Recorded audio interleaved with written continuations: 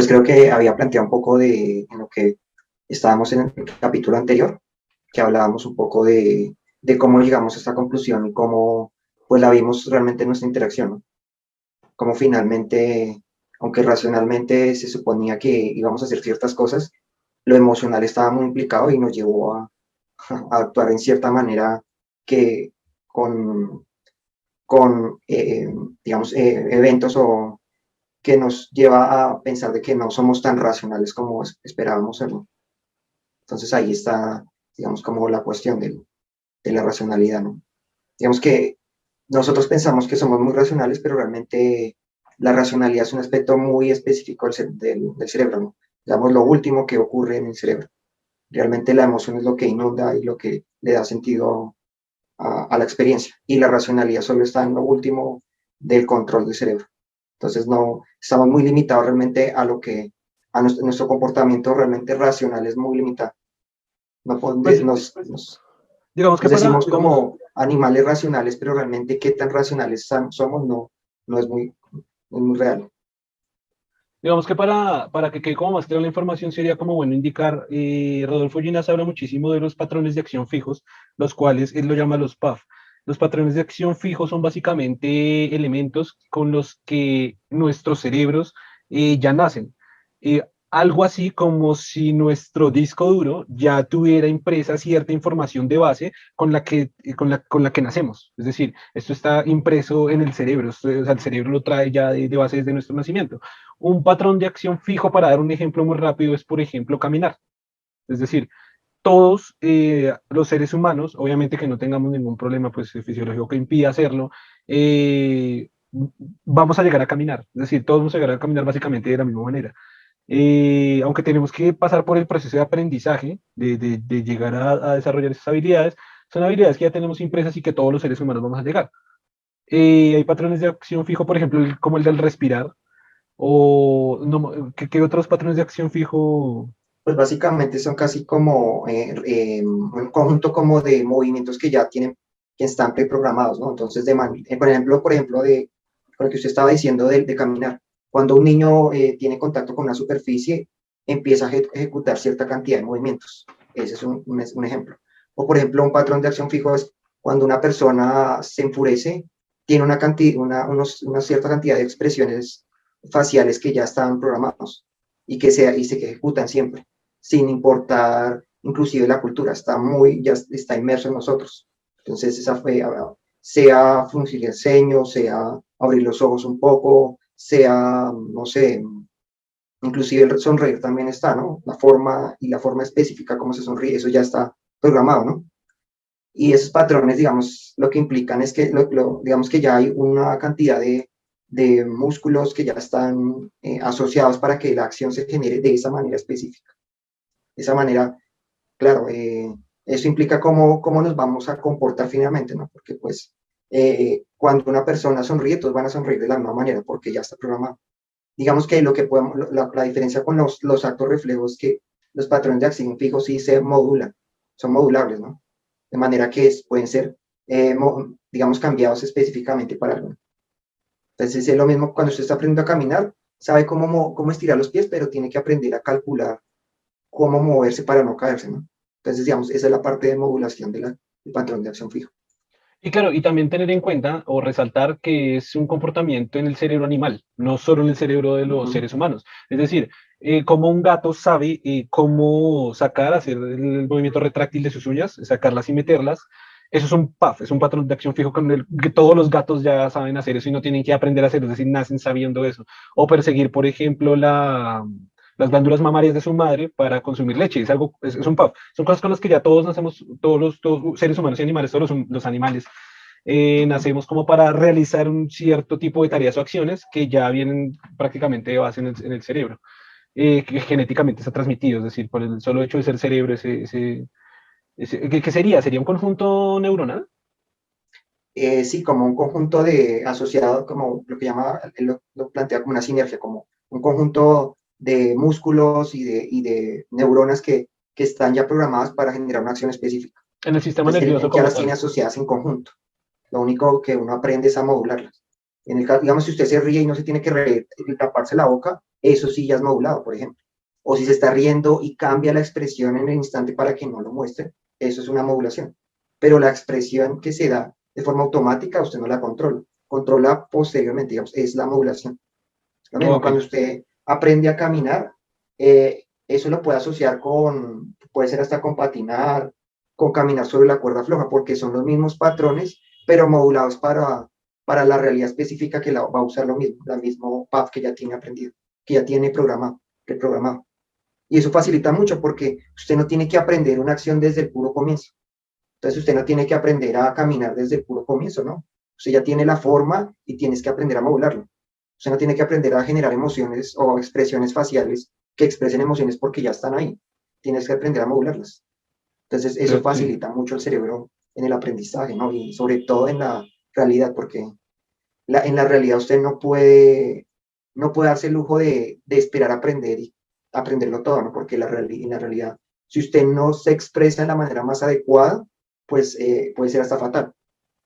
Por ejemplo, si usted está en peligro y no tiene la acción y el aprendizaje que tiene que correr o alejarse del peligro, es un riesgo ya. Entonces, esas acciones no se pueden dejar a que haya un aprendizaje de ellos porque se requieren porque son vitales, ¿no?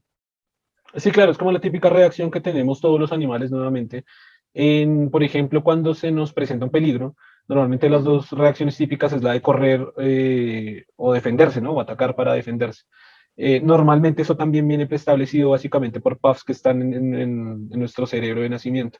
Y es básico para la supervivencia, es decir, no está ahí porque sí, sino es básicamente gracias a ellos es que hemos logrado un nivel de supervivencia a nivel de especie de varios miles de años y es básicamente por la razón por la que estamos acá, ¿no?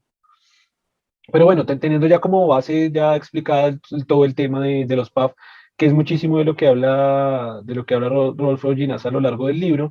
Entonces, ahora sí, desde ahí, como para de pronto desmenuzar un poquito más la información, ¿no? Desde ahí, él utiliza una palabra, no sé si se acuerda, o una expresión, precisamente para hablar del tema que vamos a hablar, y es precisamente cómo se generan las emociones, es decir, rabia, alegría, felicidad, amor, odio, pero hay una parte que no estoy recordando muy bien, yo creo que hace poco Germán leyó esa parte, no recuerda, que es exactamente cómo están generadas esas emociones, que al parecer también estaban preestablecidas por un PAF, que si no mal recuerdo habían dos tipos de PAF, que algo así como era un PAF premotor y un puff de otro. No sé si se acuerda exactamente la denominación del otro. Y que eso precisamente era lo que hacía como una construcción en las emociones. ¿Sí lo recuerda, Germán? No, la verdad no me acuerdo muy bien.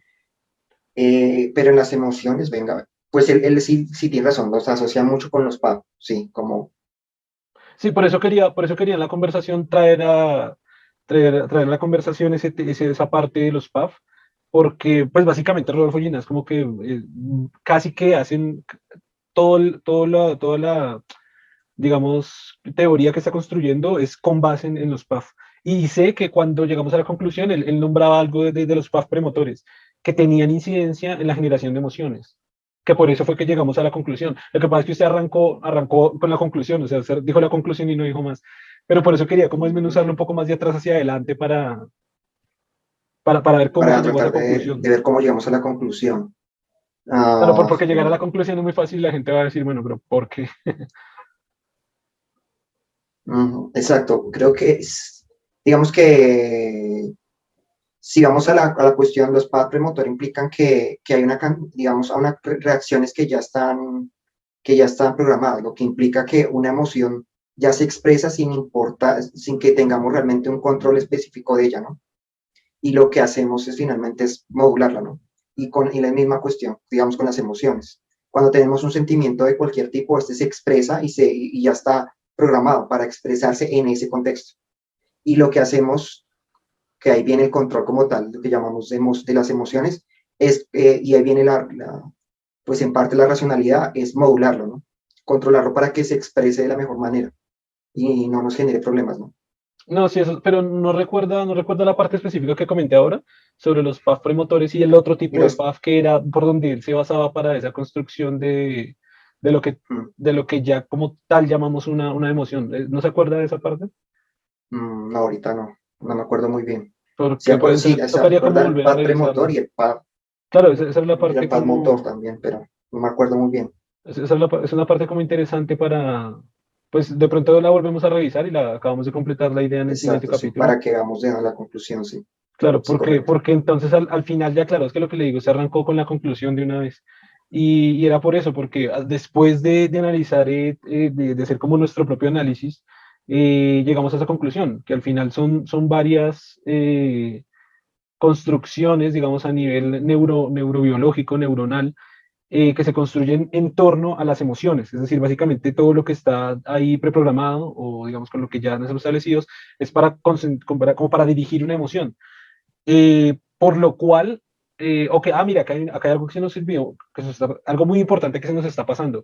Que recuerde que nosotros habíamos dicho que esta parte emocional al parecer había evolucionado primero que la parte racional, por lo cual se hacían partes que son más elementales en el cerebro, como parte de la amígdala, o incluso creo que había algo del tallo cerebral, no me acuerdo muy bien en este momento, pero que al generarse ahí y al venir de muchos más miles o millones de años de evolución a través de otras especies, por ejemplo, el desarrollo de mamíferos, eran puffs que vienen desde muy atrás. Es decir, vienen evolucionando especies con esta programación de puffs por miles de millones de años. Cuando llegó el cerebro a desarrollarse el cerebro que tenemos, estos ya son PAF emocionales, o es que tenemos que especificar esa parte, si eran PAF premotores, Ajá, los cuales construyeron esos PAF que daban paso a esa emocionalidad, y después nuestro cerebro ya en los últimos miles de años, que fueron muy pocos, ajá, ya construyó una racionalidad, ya en el córtex frontal, haciendo un cerebro más grande y haciendo una progresión y una construcción más grande de un córtex frontal, lo cual desde ahí, desde el córtex frontal, es que se genera como tal la racionalidad, lo que nosotros llamamos ser racionales o ser más inteligentes o ser, bueno, de la definición de las muchas que hay, pero básicamente ahí es lo que nos diferencia a nosotros de muchos otros animales, es precisamente ahí en el córtex frontal, donde reside todo. Pero las partes de los PAF premotores, ahora tenemos que aclarar esa parte si los premotores o cuáles son, que son, y el tiempo evolutivo que llevan desarrollándose las emociones en nuestro cerebro se hace mucho más fuerte. Por lo cual, por ejemplo, acciones que llevemos a cabo a través de la ira o de la rabia o de la felicidad o de los celos o de la alegría o etcétera, se vuelven a veces mucho más fuertes que una racionalidad que pudiéramos controlar. Por eso, y no con el ánimo de justificar, aclaro, vemos estos casos en que un hombre mata a una mujer por celos o viceversa, o en que, mejor dicho, en que implica el asesinato de una persona por tema de celos, por estar con otra persona, por traición, o simplemente por rabia, se genera una rabia en una discusión o en, no sé, cualquier evento y hay asesinatos o incluso por amor se llegan a mover reinos, ¿no? Hay historias en el cual el amor movieron reinos y hubieron guerras completas simplemente por amor. Y es porque al parecer esa parte racional se vuelve mucho más pequeña en incidencia humana de lo que es esa gran parte emocional que parece mucho más grande y mucho más fuerte que la parte racional. También llegamos a la conclusión de que, por ejemplo, si yo estoy invadido por la rabia o por venganza o por cualquier cosa, eso ni siquiera es algo que se vaya solo y se maneje, sino que básicamente la racionalidad está apoyando ese sentimiento y esas acciones que me llevan a tomar esa venganza. Es decir, si quiero asesinar a otra persona, precisamente la racionalidad va incluso a ayudarme a buscar maneras o estrategias de poder asesinar a otra persona.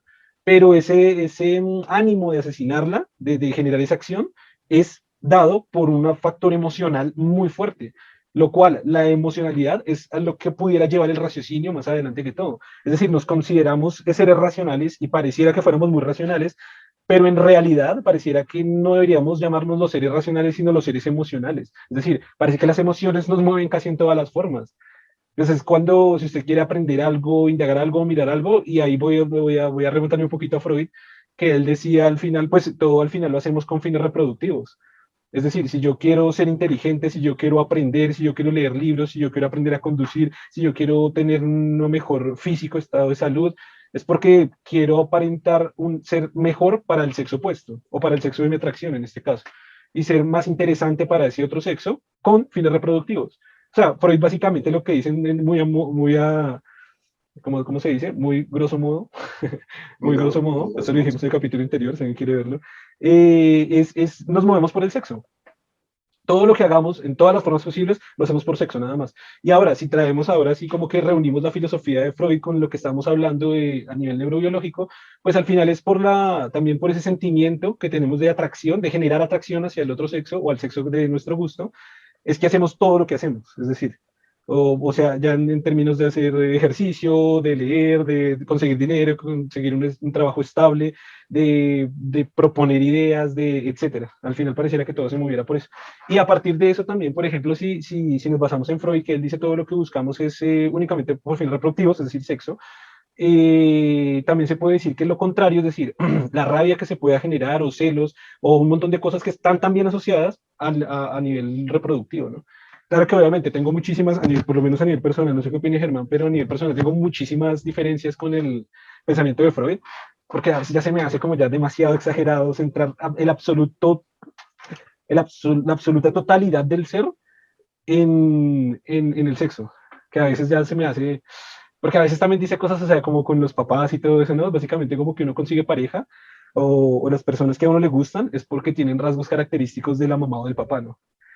Entonces ya me Ah, parece claro. como aceleraciones un poquito exageradas desde mi perspectiva, muy personalmente, que difiero con Freud. Pero bueno, en general, como para no desviarnos hacia Freud tanto, igual si quieres sí, sino más o menos de eso era como el resumen de lo Pero que lo hablaba. Y interesante ahí, igual sería bonito que volviera a leer para que el próximo capítulo lo cerremos mucho más la idea y la especifiquemos más.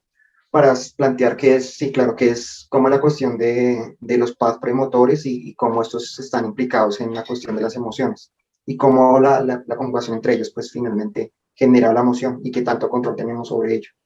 Digamos que lo interesante de lo que está planteando ahí es, eh, bueno, de hecho, en lo de Freud, él utiliza las dos, ¿no? Utiliza que el sexo está implicado tanto por la necesidad de él como por la negación de él, ¿no? O sea, la rabia, la frustración, la neurosis, todo eso él lo asocia tanto como por la necesidad de él como por su negación, ¿no? Entonces, digamos que sí está implicado en las dos aspectos. Pero digamos lo interesante ahí que sí se está planteando la cuestión, la emoción está muy implicada, porque finalmente es la emoción que se genera en esos instantes lo que nos motiva, ¿no? O Sí, sea, aunque el sexo es primitivo, finalmente también el sexo tiene una implicación emocional muy grande. Y esa emocionalidad es lo que nos motiva finalmente a buscarlo, ¿no? O sea, pues finalmente cuando usted se habla de sexo, no solamente es el, la sensación física que se genera, sino una cantidad de emociones que están implicadas, ¿no? Y que son las que finalmente motiva que se busque más y que se busque emociones. Pero también si dejamos de lado la cuestión de sexo, la emoción también está cuando nos relacionamos con nuestros pares. O sea, por ejemplo, cuando personas que heterosexuales del mismo sexo se relacionan, o inclusive que pueden ser también, o personas, una persona, no sé, también homosexual con una persona del sexo opuesto también. Hay una cuestión emocional implicada que es lo que motiva muchas de las interacciones y la sí, forma en que interactuamos con el otro. Y realmente diría que es más eso que centralizarlo en el sexo. Aunque pues si uno se fuera al extremo implicaría también el sexo ahí. sí, No sé cómo exacto. implicaría entre los pares como tal, Pues es porque que entonces no sé eso, cómo sería la interacción ahí. Pues es que precisamente es algo que quería mencionar, porque digamos que varias cosas de las que usted dice ahí está basado en que somos animales sociales. Nosotros somos categorizados como animales sociales. Y el hecho de ser categorizados como animales sociales tiene un montón de implicaciones. Por ejemplo, la comunicación, por ejemplo, la forma en la que, lo que usted decía, interrelacionarlos con el sexo opuesto o con el mismo sexo. ¿Cómo yo lo consideraría a través de este concepto?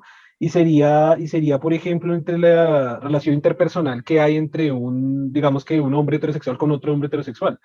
Y casi siempre, si usted lo nota, es como dependiendo de la cantidad de individuos, es como una generación de liderazgo, de los que más obedecen, lo pongo entre comillas porque no significa obedecer, decir señor, yo hago lo que usted quiera, sino simplemente de seguir al líder. Es normal cuando hay un grupo de muchachos, pongamos X, 20 años, son X, 8 personas, estoy aquí poniendo datos al azar, entonces uno dice, hey, vamos a beber, vamos a tomar, consumir un poco, vamos a tomar ron, vamos a tomar aguardiente, vamos a tomar vodka, y los me parece una buena idea y sigamos, tras.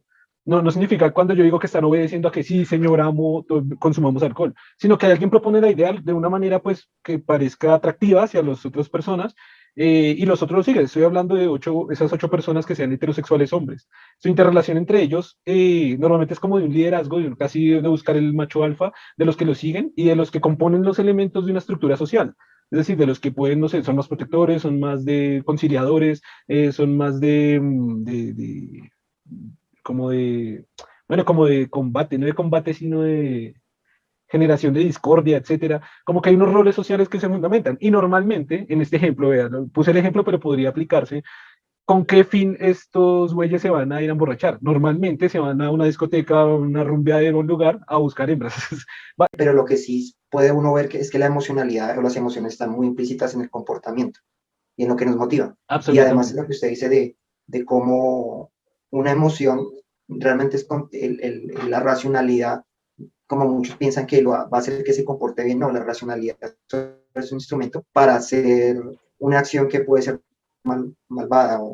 Entonces realmente no implica que la racionalidad, como muchos piensan, es algo bueno siempre, ¿no? No funciona de esa manera. La racionalidad solo es un sistema para postergar la compensación, para calcular las acciones de manera que tengamos más éxito. Entonces, de esa manera, si nos dejamos llevar por el impulso, finalmente puede que no logremos el objetivo. Si lo aplazamos o calculamos mejor nuestras acciones, lo podemos lograr con mayor éxito. Entonces, es Pero, parte de la emocionalidad que está implicada en la forma en que se genera la conexión en el grupo, es haciendo todo lo que se hace en un ejército. Que las personas duerman en la misma habitación, duerman en el mismo lugar, que estén siempre, que dependan unas de otras, porque esa conexión es lo que finalmente va a generar que el ejército tenga éxito. O sea, que la cohesión y que todos los miembros del grupo luchen lo mejor posible para lograr que el grupo sobreviva. Entonces, eso es finalmente lo importante. Y se ve mucho en la expresión de todos, ¿no? Por eso tratamos de quedar bien con los demás, porque realmente esa es la conexión esas emociones que están implícitas de quedar mal, de sentir decepcionar al otro, es muy propio de la importancia que tiene nuestro papel, el papel que jugamos en el grupo. Entonces, esa conexión es realmente lo que nos vincula. En los grupos no es tanto seguir al líder como tal, sino que el líder expresa esa conexión que generamos con el grupo. O sea, si el líder va en contra del grupo, finalmente, si el líder no expresa lo que el grupo espera, el líder finalmente, lo que le dije, o lo asesinan o lo sacan del grupo o lo reemplazan por otro líder. ¿Sí? Entonces, eso es importante entenderlo. Por eso, cuando estamos con el otro, tratamos de quedar bien, porque es lo más importante para nosotros, pertenecer a un grupo. Y eso está muy implícito en todo, ¿no? Cuando somos adolescentes, eso expresa su máxima expresión. Es cuando realmente se expresa su ve. máxima expresión. Digamos que es cuando cambian las cosas. Cuando usted es niño, su grupo es su familia. Pero cuando usted sale y entra a la adolescencia, su grupo es el exterior y cambia. Entonces, sus amigos es lo más importante, Pues no porque es que, ese es su no grupo, es que su grupo sea el exterior, sino que su grupo está en el exterior. el exterior. Sí, Sí, no, eso es importante entender. digamos que lo que estaba mencionando y digamos como yo inicié el concepto, no el concepto, sino yo como inicié ¿cómo llamarlo? Bueno, como comencé a establecer la idea, fue precisamente en que nosotros somos animales sociales. Y el hecho de ser categorizados como animales sociales, como pues muchos otros animales sociales que hay, precisamente está en el triunfo de la manada, que es lo que usted decía. Es decir, claro, se necesita una organización del líder, de los que lo sigan, de los que proponen, de los que dicen, de los que orientan, de los que dan, no sé, etcétera, precisamente por el bien de la manada. Siempre va a ser por el bien de la manada. Es decir, los leones son animales sociales también. Y como animales sociales tienen una estructura jerárquica social que quizás pueda ser un poco diferente a la de los primates, como nosotros, pero que en su estructura social hay una forma de cada uno cumple su rol. Y lo que usted decía, el rol de interacción entre personas es simplemente para el éxito de la manada. Por ejemplo, otros felinos como el chita, que creo que es el mismo jaguar, no, estoy equivocado. El chita, que es el El guepardo, mismo. sí, chita El es como leopardo. guepardo, creo. El guepardo, ¿no? ¿Guepardo o leopardo? No, guepardo. El Sí, que es leopardo el es leopardo. el leopardo es el que uno ve cazando en los árboles y eso. Sí. El No, que, pues todos que cazan en usted los ve árboles. que se sube a los árboles Las y ardillas. Como las ardillas. Las ardillas yo las he dicho que Que andan en si los usted lo árboles. ve como en lugares más altos, No, sí, sí, buscando. sí, sí, creo que más o menos lo ubico. Bueno, el guepardo, por ejemplo, no es un animal social, es un animal súper independiente. Ujú, En ocasiones caza con algún hermano o con algún aliado, pero no es lo común. Ahí no hay estructuras jerárquicas sociales las cuales obedezcan a algo. Y por ejemplo, ahí es donde radica una diferencia súper importante entre perros y gatos, ¿no? Que son como los cánidos y los ujú, felinos. exacto. En que precisamente los perros son animales sociales y por eso su comportamiento con los humanos es mucho más cercana y el gato no es un animal social. O sea, el gato es un animal que puede andar por su cuenta y hacer lo que se le gana porque ellos siempre vivieron y cazaron y se vivieron, o sea, evolucionaron para defenderse por sí mismos y prácticamente solos. Después de que pues, su mamá los protegiera por unos ciertos meses, son totalmente independientes. Por eso no hay una interacción pues, muy importante o muy compleja, porque sí la tiene que ver al final para temas de reproducción y volvemos a Freud. Y para eso sí tiene que haber una interacción social, pero no es tan compleja como la de los leones, como la de los primates, como la de nosotros, los seres humanos, aunque dice una redundancia porque nosotros somos primates, donde lo que usted dice, si solo hay interacción entre dos machos del mismo grupo o dos hembras del mismo grupo, ya hay una interacción social que tiene que beneficiar a la manada al final, ¿no? Y lo otro que también También eso puede explicar lo otro que me ha la quedado pendiente, racionalidad, ¿no? perdón. También eso puede explicar la racionalidad. Digamos que cuando usted está en un ambiente social y donde usted tiene que pertenecer al grupo, quedar bien en el grupo, generar una relación armónica con el grupo, se requiere un control mejor sobre las emociones y un cálculo mejor en las acciones que se van a realizar. Entonces, por eso puede ser que algunos biólogos piensan que nuestro cerebro también ha tenido que volverse cada vez más complejo por eso, porque la interacción social requiere un cerebro más sofisticado, Uy, requiere pues un sistema. ahí sí creo que voy a contradecirlo porque hay estructuras sociales muy complejas y no necesariamente está traducido en mayor inteligencia o en mayor racionalidad. Que pase en los humanos, que sea un ejemplo que pase en los humanos, no es una muestra de que efectivamente sea real. Eso está poniendo como, eso es una falacia, se me olvidó el nombre de la falacia, que por un solo caso de éxito está diciendo que todo el componente general es así. No, Y, pues lo eh, y, pensaba por es- varios eh, ejemplos, como por ejemplo, de como hecho, digamos, también con respecto a lo que dijo, por ejemplo, esta típica imagen del bárbaro que no racionalmente no está controlando sus emociones, sino que es un bárbaro y sale a destrozar a los enemigos, a veces ese es el líder.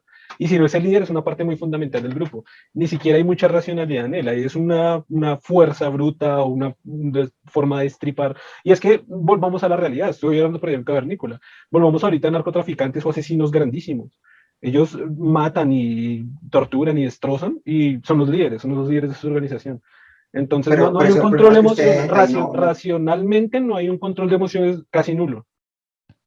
no, de hecho puede que sí. Lo que le digo, el problema es que uno asocia lo racional con lo bueno y no es exactamente así, ¿no? Porque esa persona que usted dice que es destructiva muchas veces es calculador y utiliza la violencia de forma calculada para tener un control sobre un grupo. Entonces es Sí, otra forma de, pero, también pero puede, la, que puede funcionar. pe- pero la evolución del córtex frontal y el uso de la racionalidad es precisamente evitar nuestros instintos naturales en muchas ocasiones violentos y destructivos. De hecho, es la razón de por qué una sociedad, como en el caso de hoy día, triunfa y que es mejor que sociedades antiguas. Así que racionalidad que esté enfocada para destruir y matar, sí hay uso de racionalidad, pero no es un uso de la racionalidad para el control de la emoción y de esos instintos. Pues últimas palabras es que prácticamente redondear lo mismo, de que la cuestión de que, digamos, la emoción realmente es lo que nos dirige, ¿no? Lo que nos motiva, lo que nos orienta a las decisiones que tomamos, la forma en que interactuamos con el mundo, la emocionalidad está muy implícita. Y la racionalidad lo único que nos permite en ese sentido es modularla, controlarla o postergar eh, la satisfacción que se supone que la emocionalidad nos genera, ¿no? Entonces, digamos que en ese sentido sí somos realmente más emocionales y la racionalidad solo nos permite modular esas emociones para que se expresen de la mejor manera y funcionemos mejor en nuestro entorno. Ok, yo cierro con una frase así para decirla muy rápido, quizás en el otro capítulo la expandamos, que se le había comentado a Germán hace unos días y es para ejemplificarlo, las emociones o los sentimientos, que son una expresión mucho más elaborada de las emociones, vienen siendo como un elefante que tiene mucha fuerza y puede pasar por donde quiera. Y la racionalidad es como un jinete de ese elefante. El jinete de ese elefante no es más fuerte que el elefante. Y si no sabe controlar el elefante va a hacer lo que se le dé la gana con él. Pero la racionalidad puede conducir perfectamente esa emocionalidad a esos niveles de sentimientos. Es decir, un nivel de racional que sepa controlar su nivel emocional, que es mucho más fuerte, es capaz de controlar todo el complemento. El complemento de jinete-elefante es capaz de ir por senderos y es capaz de destruir cualquier crisis, cualquier cosa que se le atraviese, si hay un conjunto racional emocional que vaya en una sola dirección. Quería cerrar con eso, quizás en el otro capítulo nos extendamos sobre esa frase que también sería muy interesante,